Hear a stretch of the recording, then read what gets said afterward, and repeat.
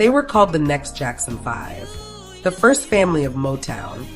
With angelic voices and movie star looks, the DeBarge family owned the 80s. But behind the rhythm of the night was a multi-generational nightmare of abuse, addiction, and a heartbreak so deep that no amount of platinum records could heal it. Feel the warmth of love surrounding me. Today, we're stripping away the glitter to tell the real story. This isn't just a music documentary. This is the rise and devastating fall of the DeBarge dynasty. The clock is ticking. Let's go inside.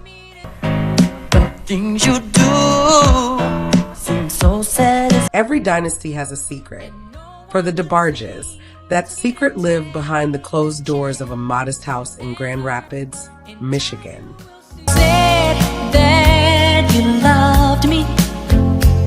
We knew them as the first family of Motown, but before the platinum records and the world tours, they were prisoners of a man named Robert DeBarge Sr. All my love, baby, and all. This is where the controversy begins.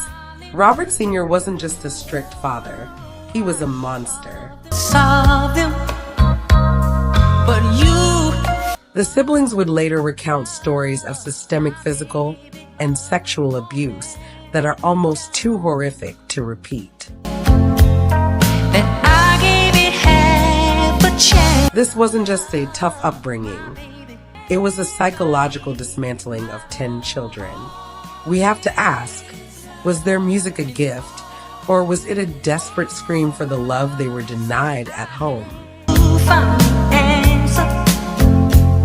So I gave it. Before Elle, there was Bobby, the eldest brother and the true genius of the family.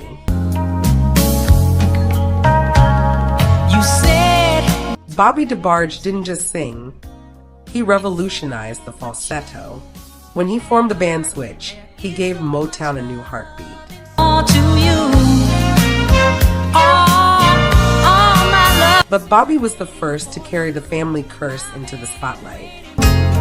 And no one could seem to solve. While the world was dancing to There'll Never Be, Bobby was already spiraling into heroin. Just come with me and we can shake. He was the one who taught Elle how to harmonize, but he also unintentionally showed him how to numb the pain. Look out on the street now. The party's. This is the tragic paradox of the DeBarge brothers.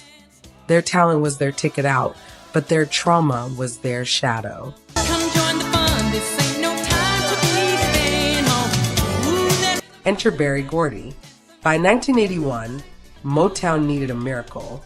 The Jacksons were gone, and the label was fading. We're gonna have a good time the whole night long. The DeBarge siblings were the perfect replacement.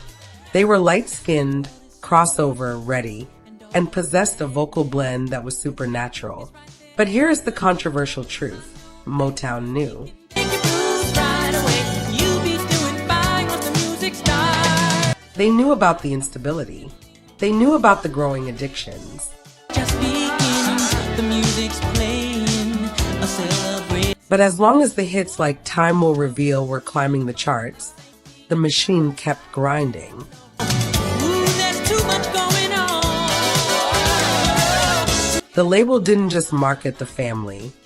They exploited a fragile group of survivors who were essentially children in adult bodies. Got you going crazy. It's time to get out. Step out. 1985, the rhythm of the night era. This should have been their peak, but it was their execution. Motown made the cold-blooded decision to pull Elle DeBarge out of the group. All alone with you.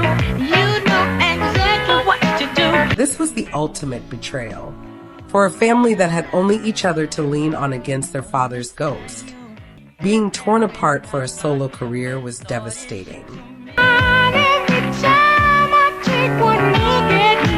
Bunny, Marty, and Randy weren't just losing their lead singer. They were being told they were disposable.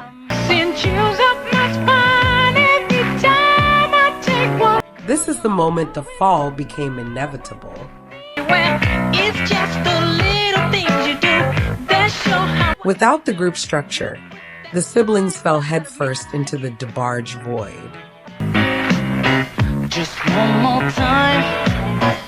The 90s were a decade of death and iron bars. When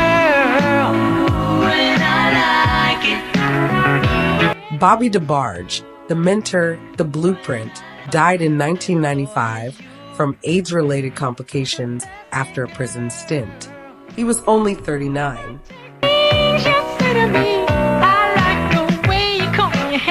James DeBarge's life became a tabloid circus through his annulled marriage to Janet Jackson and subsequent legal battles.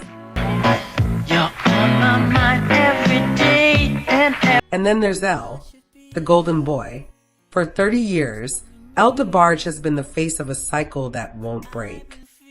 I pray my soul to keep. In and out of rehab, in and out of prison, every comeback performance is shadowed by the fear that it might be his last. Lost in space, lost in space. When we watch him perform today, are we celebrating his talent? Or are we witnessing a man still trying to outrun his childhood? If you listen, there's a melody. So, what is the untold story? It's that the DeBarge family never had a chance.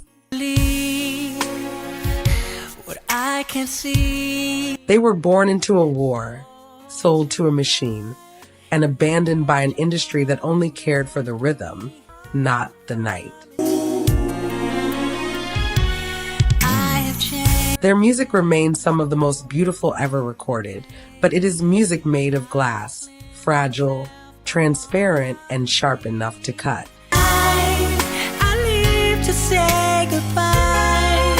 The DeBarge brothers gave us their souls, but in the end, they couldn't save their own. Like a bell that keeps on ringing, calling me. Which DeBarge song hits you differently now that you know the truth?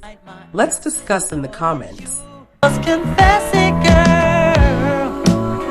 When I I'm your host for R&B Timers. Don't forget to like and subscribe as we continue to uncover the real history of soul.